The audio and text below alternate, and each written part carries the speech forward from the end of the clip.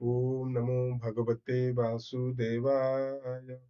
ओम नमो भगवते वासुदेवाय। ओम नमो भगवते वासुदेवाय। पंचम स्कंद द्वादश अध्याय रहुगण ओ जड़ भरतंकर प्रश्न उत्तर। द्वादशे राजार संदेहे पुणी भारत ज्ञान कहे। रहुगण उवाच न मयि प्रभु विप्रवर प्राणिक हिते तो शरीर स्वइच्छा विहार तो होरो नमस्ते दयार सागर। बेसरे तू ही अवधूत माया रूपरे तुझे स्थित गुपत भावे भ्रमु तू ही तोहरो माया के जानई। व्याधि पीड़ित आर्त जन ताहार औषध जे सन निदाघ आतपे पीड़ित ताहाकु जेह्ने जल शीत संसार दुख दावानल तहि मु होइली आकुल पीयूष रस तुम्भे बाणी पीतरिली द्विजमणि संशय मनरु मोहर तुम्भे छेदिब विप्रवर अज्ञान मूढ़ भाव थिले ताहा छेदिब तुम्भे भले अध्यात्म जोगो तो बचन शुणी संतोष मोर मन तत्व ज्ञान रे प्राणीकर मन नुहई दृढ़तर क्रिया बा क्रिया फल मान कहिल ईश्वर अधीन नुहई सत्य ए व्यवहार पृथक बुद्धिमानंकर ए जे संशय मने मोर भो विप्र छेदन तु कर। ब्राह्मण उवाच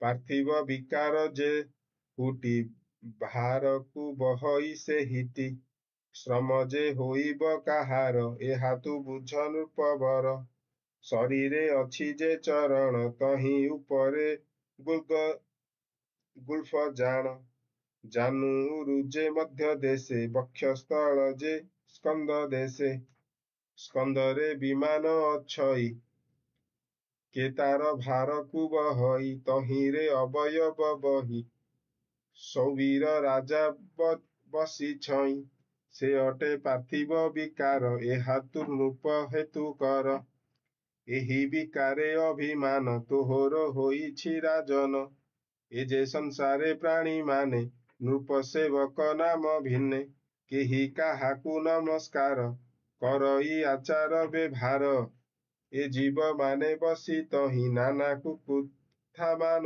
कही मु नृप बोली अहंकारे मु मूढ़ लोकंक व्यवहारे प्राणी की दंड देउ तुहि एमंते नाना कथा कही प्रमत्त भावकु धइलु तेणु बाहके शोक देलु देख ए अखिल संसार जन्मई जहु चराचर जातहु नाना जातहु नाना जाहा परे बड़ीटी नाही ए संसारे परम अणु सूक्ष्म स्थूल ए आदि शेतेक सकल ता बिनु अन्य केहि नाही अज्ञान मति न जानई बृहत क्षुद्र आदि जेते निर्जीव सजीव सहिते द्रव्य स्वभाव काल कर्म पृथक भाव जेहु नाम ज्ञान विशुद्ध से अटई परम आत्मा रूप बही एक अनेक सर्व से ही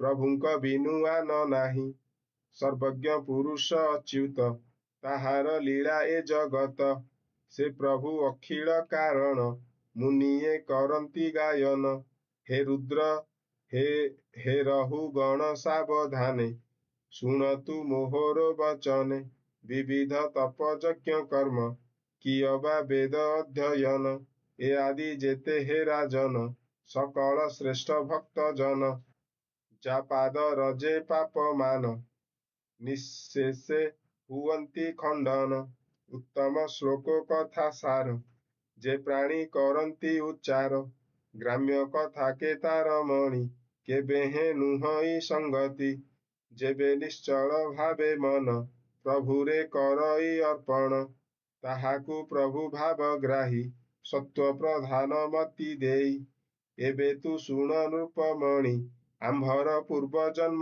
बाणी भरत नामे राजा मुहि ब्रह्मार वंशे जात होई ସର୍ବସମ୍ପଦ ଦୂର କଲି, ନିଶ୍ଚଳେ ପ୍ରଭୁଙ୍କୁ ଭଜିଲି। ମୋହର ପୂର୍ବ କର୍ମ ଫଳେ, ମୃଗର ସଙ୍ଗେ ମତି ଭୋଳେ। ଯେଣୁ ଅସାଧୁ ଆଚରିଲି, ମୃଗ ଶରୀର ମୁଁ ପାଇଲି। ପୂର୍ବ ଜନ୍ମର ପୁଣ୍ୟ ଥିଲା, ପ୍ରଭୁଙ୍କ କରୁଣା ହୋଇଲା। ତେଣୁ ପୂର୍ବର କଥା ମାନ, ମୋହର ହୋଇଲା ସ୍ମରଣ। ଏବେ ଶୁଣ ନୃପବର, ଲଭିଲି ଏ ବିପ୍ର ଶରୀର। ଏଣୁ ସଙ୍ଗକୁ ମୁଁ ହିଁ ଡରି, ଏ ଜଡ଼ ରୂପକୁ ଆବୋରି। ଭ୍ରମଇ ଏ ଘୋର ସଂସାରେ, କର୍ମବନ୍ଧନ ଖଣ୍ଡିବାରେ। ଏକାକୀ ନିବୃତ୍ତ ବେଭାରେ, ମନ ନିବେଶି କୃଷ୍ଣ ଠାରେ। ଶୁଣ ରାଜନ ଏକ ମନେ, ଏଣୁ ସଂସାରେ ପ୍ରାଣୀମାନେ। ଅସତ ସଙ୍ଗୁ ମୋହ ହୋଇ, ନାନା ଯୋନିରେ ଦେହ ବହେ। ସାଧୁ ସଙ୍ଗତେ ସଙ୍ଗ ଯାର, ପବିତ୍ର ହୁଏ ତା ଶରୀର। ନିଶ୍ଚଳ ମତି ସେ ହୁଅଇ, ସଂସାର ସାଗରୁ ତରଇ। ସାଧୁ ସଙ୍ଗତି ପ୍ରଭାବରେ, ପ୍ରଭୁର କୃପା ହୋଏ ତାରେ। ସେ ଯେ ଅନାଦି ଚକ୍ରଧର, ଜଗତ ବନ୍ଧୁ ଦାମୋଦର। ସେ ପ୍ରଭୁ ପଦ୍ମ ପାଦ ତଳେ, ମୋ ମନ ରହିବ ନିଶ୍ଚଳେ। ଜଡ଼ ଭରତ ତତ୍ତ୍ୱବାଣୀ, ଶୁଣି ସଂସାରୁ ତର ପ୍ରାଣୀ। ବୋଲଇ ବିପ୍ର ଜଗନ୍ନାଥ, ପଞ୍ଚମ ସ୍କନ୍ଧେ ଭାଗବତ। ଇତି ଶ୍ରୀମଦ୍ଭାଗବତେ ମହାପୁରାଣେ ପରମହଂସ୍ୟାଂ ସଂହିତାୟାଂ ପଞ୍ଚମ ସ୍କନ୍ଧେ ଜଡ଼ ଭରତ ରହୁଗଣ ସମ୍ବାଦो ନାମ ଦ୍ୱାଦଶୋऽଧ୍ୟାୟଃ।